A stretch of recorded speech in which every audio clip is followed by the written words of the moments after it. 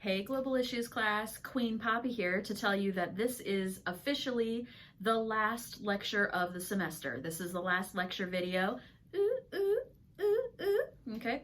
This is lecture 4.9, Global Human Trafficking. And I haven't been this excited since I can't remember when! Human trafficking is the trade of humans for the purpose of forced labor, sexual slavery, and or commercial sexual exploitation. So probably you can already imagine this. Women and children are the most affected by this practice, the practice of human trafficking, but it does not necessarily only involve women and children. Men and boys are also caught up in this. Also, it's very important to note, human trafficking does not necessarily involve the movement of people from one place to another. You can be trafficked from your own home. You can be having an example of something like having a boyfriend that is pimping you out, and you are going home at night. Maybe you're a 17-year-old girl, you're going home at night to your parents' home and going to high school and living your life, but you are still being trafficked by a boyfriend that is taking advantage of you, okay? So it does not necessarily involve movement, whether it's movement within a city, within a country, or internationally. You can be trafficked from your own home, right? There are 5 categories of trafficking that we are going to discuss during this lecture. So I'll highlight them now, and then we're going to walk through each of them together. So the first one, trafficking of children. Sex trafficking is number 2. Forced marriage is number 3. Interestingly, that's kind of a combining of 1 and 2 in a lot of cases, but forced marriage as its sort of own category. Labor trafficking is number 4, and number 5 is trafficking for the organ trade. So just that you understand a little bit the scope of this issue, even today, there are 40.3 million victims of human trafficking globally each year. 81% of that is in forced labor, okay? 81% is forced labor. 75% of all people trafficked are women and girls. And just to bring this home a little bit so we can understand why we should care about this, Florida currently ranks 3rd. We are number 3 in the country as a trafficking state. California is number 1, Texas is number 2. We are number 3, all right? Jacksonville as a city ranks 48th. We are in the top 50, 48th of the top 100 cities in the US for trafficking. So this is a legitimate issue that we should be looking at and understanding and thinking about, because it is happening in our own backyards, all right? So we're starting with the first one here, trafficking of children. Trafficking of children is the recruitment, transportation, transfer, harboring, or receipt of children for the purposes of exploitation. And exploitation as a term has a lot of different definitions. So exploitation may include prostitution, pornography, forced labor, removal of organs, illicit adoption, early marriage, child soldier recruitment, begging, athletes. Okay, so something like in Thailand, there's been a very controversial enterprise of forcing children to be fighters, like boxers and Thai fighting and things like that. It will be incredibly violent, and these children can be sold to these boxing rings to be fighters, almost like the same that you would do with dogs, dog fighting. They don't have a choice. They're forced into this situation and forced to fight on pain of abuse.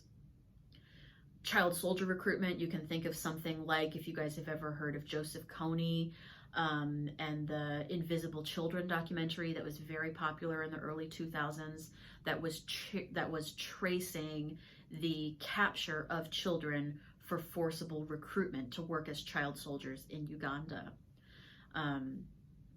Begging rings is something, if any of you have ever seen the film Slumdog Millionaire, it is a fantastic film. Unfortunately, I was actually in India on a school trip the year that Slumdog Millionaire came out, the week that it came out. So my parents are like, oh, Emily's in, she's in India. We'll go watch this movie set in India, right? mistake for them. They were very, very upset watching that film. It is fantastic though. If you really want to understand what it looks like and feels like to be in these major cities in India and to understand the begging rings, because that's a big focus of the film, is begging rings of kidnapping children, stealing children, families, selling their children into begging rings in the cities. 1.2 million children are affected by this each year. 1.2 million children are trafficked. In 2011, 35% of trafficked persons were under the age of 18. Okay, so just within the US, 46 children a day are trafficked somewhere in the US. 70% of child sex trafficking victims are sold online. So overwhelmingly in the US, one of the largest sites for this is actually Craigslist. Craigslist has been under a number of national and international police like sting operations and security operations because they are selling sex trafficking victims, particularly children, through these types of outlets like Craigslist. All right. The worst offenders for selling children into trafficking are Thailand and Brazil. All right. Let's do the second one now. That's sex trafficking. So sex trafficking affects approximately 4.5 million people globally. The global commercial profits from sex trafficking are estimated to be somewhere around $99 billion a year. Okay. So in order to be sex trafficked, you have to have the necessary ingredient is not necessarily movement of you. The necessary ingredient is coercion. There has to be an extent to which you are doing this action, being coerced into doing it. You wouldn't do it if you felt like you had a choice or if you felt like you didn't want whatever the thing is that was going to happen to you. So whether you would be punished, in a lot of cases, it's an emotional manipulation where the coercive element is that the boyfriend is threatening to leave you. Okay, that is coercion. You have to do this for me or else I will leave you. Okay. So there are 4 forms of sex trafficking, generally 4 kind of categories. So the first one you can think of is pimp controlled. So you have a pimp, they are setting up your johns, you are reporting to them, they're getting a cut of your profits, they are monitoring pretty much your every move, they have access to your phone, they have access to everything that you're doing. You only get money through your pimp in a lot of cases. The second one is gang controlled. You see a lot of this in cities, larger cities in particular, where gangs will control, they might even run entire brothels, that the gang operates them, different areas where gangs are active on the streets. You know that any of the women that would be out operating in those streets would be reporting to those gangs if you know that gangs are operating in that area. The third one then is familial. And this one is, a particularly devastating one in terms of the emotional abuse that this one brings on, because it's family members trafficking own members of their family. So whether it's something like a father trafficking his children, a mother trafficking her children, something like an uncle trafficking a niece, something like that. And then the last one you can think of would be survival sex. So particularly with something like homeless populations, this has become a much bigger issue when we look at the data being more readily available with something like homeless LGBT youth. So LGBT youth that are kicked out of their homes, or they choose to leave their homes because of the situations that they're in, and that you can often end up turning to survival sex as a means of survival. It is literally a means of survival. It's how you get your money. It's how you're able to feed yourself, provide a roof over your head. And it is coercive in the sense that I would not do it if I had another option. But this is the option that is open to me. Okay, I'm going to link down below a very short video that you can watch that's just looking at signs of sex trafficking. What can you be looking for to know if it's possible that someone might be being trafficked? Okay, so you can watch that down below. It's only about 3 minutes long. Signs of sex trafficking. All right, we'll be right back together.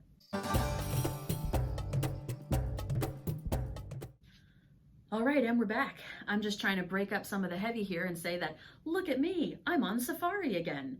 So here to my right, I think it's your left, here to my right, we see the Lion Guard watching a Mashindano ceremony. The crocodiles are fighting for dominance of the float. To my left, a lovely prairie land where the zebras and the antelopes graze. All right? Yes, I colored these. I've been doing a heck of a lot of coloring with my son during this quarantine time, and he's obsessed with Lion Guard and Lion King. So if it's not Lion King, we don't want it. Okay, and we're back to the heavy, and we're going to talk about number 3 now. Number 3 is forced marriage as a form of human trafficking. So a forced marriage is a marriage where one or both participants are married without freely giving consent. Overwhelmingly, this affects girls, but it can affect boys too. There are small cases where boys are impacted. So if we're looking at where this happens, 9 of the countries with the highest rates of child marriage are in sub-Saharan Africa. And forced marriage, interestingly, it can be a form of sex trafficking, but even more common than that, it's a form of labor trafficking. So in the cases that I am more familiar with of child marriage, my entire dissertation was about child marriage. The cases that I'm more familiar with, particularly in the case of a country like Malawi, where you're having these higher rates of child marriage. Malawi makes the list, right? I think it waffles around number 5. 50%, 1 in 2 girls in Malawi are married before age 18. 1 in 3 are married before age 15. In a lot of cases, if you're being trafficked for your labor through a forced marriage, often what is happening is you are being married to a man that is usually much older than you. He's in his 30s, even his 40s, and he probably already has another wife that is more his age. He might even have children that are your age in the house. And so often what you will do is you will bring in a child bride. So maybe you're a 12-year-old or you're a 16-year-old. It is seen as inappropriate within the community for you to be brought in and just be living with this family if you're not related to them, right? If you're not a niece or you're not a cousin or something. So the man will marry this girl so that it is more seemly, it is more appropriate that she is living in his house, not being related to him. But really what she is doing in a lot of cases, if he's married to another woman, is that she is brought in for labor trafficking, not so much sex trafficking. And she is expected, she's treated like a slave in the home, very much like a Cinderella story here of she does all of the work that the first wife doesn't want to do. So she'll be doing all of the cooking and the cleaning and the cutting wood and the fetching water while the wife is doing other things. So that is a much more common situation, that the child is brought in for her labor, less so than being sex trafficked. Of course, they often do go hand in hand, but that's just an example for you. So it is important to note that in the US, there are currently, I think we're up to 2 now, but even those 2 have only happened in the past year and a half. Prior to, or not even a year and a half, when I did this lecture in the fall, the one state had I think Delaware had just passed their laws outlawing child marriage. Before that, not a single state in the US had strong legal structures in place to stop child marriage from happening. Even in states where we say, oh, you have to be 18, there would be conditions in place where you could get around it by something like parental consent, like a judge signing off on your behalf. Okay, so in the US, this is a huge problem. We do have every state this is an issue. Again, Florida tops the list. I think we're in number 3 or number 4 in terms of population for how many child marriages are happening here in the US. So I'm linking 2 videos below for you. They are really, really good. You can watch them. The first one is just an overview. It's a 3-minute video. It's an overview of child marriage in the US. It's very, very good. The second video about forced marriage in the US, this one's a bit longer. It's an 11-minute video. It's a TED Talk by someone who is a former child bride who has now started a really awesome nonprofit that is working to push legislation at the state level to ban child marriage practices. It's a very, very good video. I encourage you to watch it if this is something that interests you. All right, so we're to the fourth one now here, labor trafficking. So labor trafficking is the movement of peoples for the purpose of forced labor services. I already hinted at it with the forced marriage one. We're talking about children being trafficked for their labor. So labor services, this can be bonded labor, involuntary servitude, domestic servitude, and like I mentioned, child labor. So overwhelmingly, the sectors where you're going to see this are domestic work. So there are lots of cases, millions of cases of people, particularly from South Asia, it's like Pakistan, India, Bangladesh, being trafficked into the Middle East to work as domestic workers. So women that are brought over thinking, oh, this is going to be a good situation, I'm going to be a nanny to children, and really they're treated like a slave in the home and forced to clean the home and do all the cooking and the cleaning. Agriculture is another major sector for this, construction, manufacturing, and the entertainment industry, that you do get labor trafficking across all these different industries. So the labor is often unpaid, but another variant of labor trafficking is just that it's underpaid. So perhaps the payment does not exceed subsistence living, or the payment is in undesirable goods that can't be exchanged. Right? So yeah, I'll pay you, but I'm going to pay you in this random good that you can't use. I'll pay you in cell phone batteries. And yeah, why don't you sell off these boxes of cell phone batteries, and whatever profit you get off of that, that's the actual payment. I'm going to give you some random good. It's on you to turn it into cash somehow. That can happen. You can get paid, but it's like, well, I'm going to pay you $1 a day. How are you supposed to live on that in a country like the US, $1 a day? That happens here. Or something like cancellation of debt. So this again is very, very common, particularly with the first case I mentioned of people like women from South Asia being trafficked into the Middle East. So they will be trafficked, and then immediately upon arrival, what will often happen is their passport is taken away from them, and they will be told, hey, it turns out I'm not actually going to pay you until you pay me back the cost of your plane ticket. So you have to give me the $2,100 you owe me for your plane ticket, and I'm only paying you $1 a day. So it's going to be 2,100 days before you can pay me back, right? So cancellation of debt as a form of payment. You also get things like labor camps and prison labor. This has been a big argument here within the US, just how much industry is done within our prison systems. All types of light manufacturing is done within our prisons, and that this is a form of labor trafficking. Many argue that they are not paid adequately for the work that they're doing. And there's the sense to which, again, coercion, the coercion element of, do they have a choice or not to participate in this labor activity that they are grossly underpaid for doing. So the estimates place this as about 27 million slaves in the world participating in forced labor.